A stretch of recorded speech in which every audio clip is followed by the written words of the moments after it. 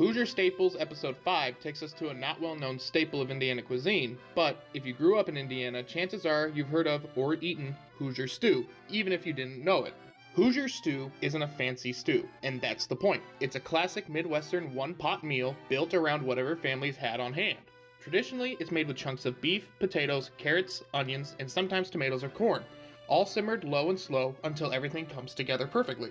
The roots of Hoosier stew go back to the 1800s when pioneers and agricultural families were still migrating towards Indiana. Farm families needed meals that were filling, inexpensive, and could feed a lot of people. Stew was perfect, and tough cuts of meat could be tenderized over time, and vegetables from the cellar or garden could be tossed right in. Hoosier stew became a staple of community life, where huge kettles could be set up outdoors and feed dozens, sometimes hundreds of people at once. And in many towns, the recipe was a point of pride, with locals changing and modifying the recipe while insisting their version was the real Hoosier stew. And that's the neat part. Hoosier stew isn't the same from county to county. In northern Indiana, especially near Amish and Mennonite communities, you'll often find the stew with more broth and noodles, almost like a hearty soup. Some cooks add barley or white egg noodles, giving it extra body without making it too thick.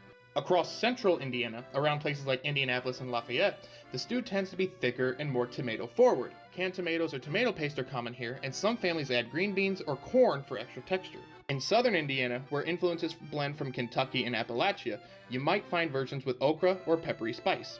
And in some parts of the state, cooks swap beef for pork or even chicken when that's what they have on hand. So whether it's simmering at a fall festival or ladled out at a church basement dinner, Hoosier stew isn't just food, it's tradition that dates back to the founding of the state. Hoosier history.